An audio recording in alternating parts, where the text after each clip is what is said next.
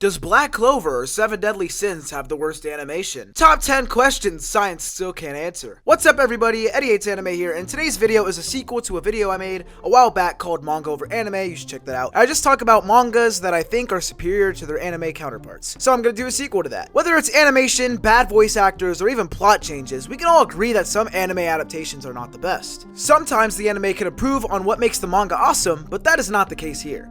The first manga I would like to bring up is Black Clover. Now with Black Clover, the first problem that I see everyone has with the anime is the animation. But hey, at least the animation lately has been getting kinda nice, so yeah. The one thing about the animation is I think since they pump out the show so often, for so long, it's hard to make it perfect each episode, so I'd say that the anime should be seasonal.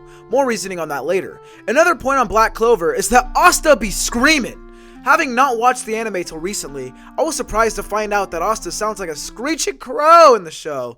I didn't think he was that type of character reading the manga, but it's not big enough of a deal for me to keep talking about it. Now, going back to my other point with the fact that they keep pumping out episodes, they have caught up to the manga to the point where the author decided to write in a 6-month time skip so the anime wouldn't catch up to the manga, and now the anime could have filler episodes during those 6 months. But the author is overseeing the plot of this so-called filler arc that will be covering the 6 months skipped in the manga, so it's not like it will be a bad or normal filler type of thing. But what about when they catch up to the manga again? Also, the studio that does Black Clover also does Boruto. Why do they pour their animation into a show that's all non-canon instead of a show that people would love if it was done right? I don't know, man. Animation can ruin stuff sometimes, but it's not something in my opinion that should 100% ruin a show and make it impossible to watch. However, Seven Deadly Sins Season 3 is a thing. Now, of course I could go the easy way out and go, Seven Deadly Sins Season 3, bad animation, because that's what I was originally going to do, but I don't want to talk about the same things everyone else does. I see people crap on Season 3's animation so much, like, we get it, man. People fail to see that before Season 3 of Seven Deadly Sins, the anime wasn't even a perfect adaptation. It was a good one, yes, but not perfect. Yes, I know the animation sucked for Season 3, but my main point for Seven Deadly Sins would be this. In Seasons 1 and 2, side characters and side plots would get way too much attention in the anime, and kind of ruin the flow of the series, which in turn makes the manga inherently better because you don't run into the same problem. But that's just me. I actually still really enjoyed Seasons 1 and 2 of Seven Deadly Sins, and not gonna lie, haven't watched Season 3 at all, but then I saw the Escanor vs. Meliodas fight on YouTube and realized the animation sucked! And not only that, the blood wasn't shown as much as in the manga, which is another reason why you should go check out the manga. Also, Elaine, best girl in Seven Deadly Sins. The next manga that is superior to the anime is Blue Exorcist. A bone that I have to pick with Blue Exorcist is that the anime ended way too early and kind of out of nowhere. The manga had a bunch of chapters to go off of, then all of a sudden they ended it in Season 2 with a horrible ending, and since they knew they were going to end it differently, they even put in a bajillion of sneaky changes from the manga before the overall plot actually changed in Season 2, so it wasn't as bad. Episodes 1 through 17 of Blue Exorcist are like this, as they are pretty much the same as the manga, besides little things you wouldn't notice as a big old deal unless you read the manga itself. But not only that, after Season 2 was over, they decided to make Blue Exorcist Kyoto Saga, which was manga canon, and retcon Season 2, even though it still ended before the manga did, so it ended horribly anyways. Not gonna lie, I didn't actually watch Kyoto Saga, so I don't know how bad it was, the ending, but it is still frustrating to have endings of good stories be changed. For example, Tokyo Ghoul! Season 1 of Tokyo Ghoul was actually really good. Kaneki vs. Jason is a goated fight. But then Season 2 happened. There was no defending Season 2. They had Kaneki join the people who tortured his ass in Season 1. It made no freaking sense. And then Ri came out and was like, what if Season 2 didn't exist? And it was very confusing if you're an anime-only watcher. I hope someday the series gets the Full Metal Alchemist treatment. It gets its own Brotherhood type of series that is adapted correctly. But yeah, on to the next one, One Piece. Disclaimer, I have not watched the One Piece anime. I am a manga only. But these are things that I've heard from people and done some research on myself. So don't hate me, don't kill me, because I don't know 100% if this is all true. But hey, I'm still gonna say it. But the One Piece anime has horrible pacing, and I mean horrible pacing. And it literally has no reason to have bad pacing or any filler whatsoever. It has so many damn chapters. There was a stretch where apparently they adapted a single chapter each episode, which is definitely not the way to go. So if you want to get through this super long series in a reasonable amount of time, the manga would be a much quicker way to go.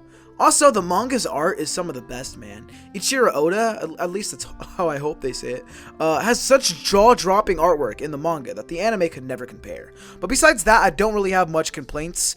The One Piece anime is probably solid, and I'm probably just chatting shiz for nothing. Now I feel like this video wouldn't be complete if I didn't talk about JoJo's. I love JoJo's, so it has to be mentioned in the video. The JoJo's Bizarre Adventure anime is almost the perfect translation, being a very improved version of the manga, doing what many people thought it couldn't do, bringing the bizarreness of the manga to life. Before the anime came out, all we had animated was the Part 3 OVAs and the Phantom Blood movie that nobody could freaking see, because for some reason it's not available to watch anywhere, but I don't want to watch it anyways, because for some reason they decided to make a Part 1 movie without our Lord and Savior, Speedwagon. A Phantom Blood movie without Speedwagon is a movie that should be burned to the ground. A movie that I do not want to watch, and a movie that I hope never sees the light of day. But there are two things from the manga that I would like to mention that I thought were done better than the anime. First off, Jotaro's attitude in Part 3 is changed so much in the anime that he hates everyone, he hates his mom, and he's just a douchebag the whole time. While that's partially true, in the manga, in Part 3, he is a lot more like he is in Part 4, where he's still got that, like, I don't give a crap attitude, but he's not necessarily super douchebaggy about it. I don't even know how to explain it. But yeah, I just found that annoying because people are always doing the memes of like, oh, Jotaro called his mom the B word, Jotaro did this. It's like, fam, he obviously cares about his mother. Why would he go out of his way to save her? So yeah, I think the manga just does a better job at showing that Jotaro isn't that bad in Part 3 when it comes to dealing with people. Also, in Part 3 of the anime, there's a little person named Dio. He's kind of important. He just might be the antagonist of all Part 1 and 3.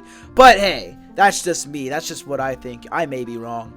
But in the anime, I think he looks weird. Not necessarily weird, but I think he looks bad. Look at him in the manga, or even look at him in All-Star Battle. Look at that. He looks amazing. His hair is flowing. He looks badass. He looks amazing. In the anime, he just looks kind of off for some reason. Maybe it is the hair. I don't know. But he just looks so much more menacing, I think, in All-Star Battle as well as the manga. But hey, I read the colored version of the JoJo's manga, so maybe it wouldn't be better. I don't know how it would be if I read it in normal colors and whatnot. So let's just go to the end of the video. And that is it for today's video, guys. I hope you guys agreed with me, or at least enjoyed my thoughts on mangas that are better than the anime. I might do one of these soon on animes over manga, because I've done that before, but it didn't get that much views, so maybe not. But please like the video if you liked the video. Also, you know what would help me out a bunch? If you smash that subscribe button, as well as that notification bell. Take the algorithm into your own hands. Watch what you want to see and not what YouTube recommends. And I hope you want to see more of me, because I think I'm pretty cool. I hope you think I'm pretty cool. 420 subscriber special song coming soon, hopefully sometime this week, Wednesday or Sunday maybe, who knows. Also, subscribe to the second channel because I'm going to be putting more things on there, like behind the scenes, or even random videos that I wouldn't put on the main channel. So yeah, just go sub to that. Eddie Hates Anime V2, version 2. Yeah. Also, subscribe to the Weeb War Riddle podcast. We didn't have an episode out on Saturday, but that's because I'm dumb and didn't use OBS correctly, so I couldn't hear my voice. So yeah, but once we hit 50 subscribers, we'll do a Q&A with me, Smudge Talks, Dr. Joestar, and maybe a few of our guests. Who knows? That's going to be pretty cool. So, you know, go into the description, click the link thingamajiggo, and subscribe to the We War Riddle podcast. And I think with that, I just proved my music ability. No more songs, just sang a whole soprano. Another thing that I might start doing soon is weekly webtoon talks with my boy Smudge Talks. And we'll just update every week, and we'll do a little, like, maybe 15 to 20 minute segment thingamajig where we just talk about new chapters of webtoons that we both read. So if anyone actually likes webtoons, then that would be amazing if you guys could tell me so we can know if we have an audience or not. Because Unordinary is freaking brazy lately, and if John ever catches up on Tower of God in a million years, we can talk about that too. But yeah, thank you guys for watching the video, and remember to just keep on vibing. Wow, my voice sounded horrible there. Cue the outro! Like I broke their heart, so they'll break something of mine. Jokes on them, cause I don't have anything worth that crime. Only thing in my life worth it to me is my time. Cause to me time is money, so don't waste a dime, ayy. I ain't got a hook to this, ayy. But if I did, it'd be like this, ayy.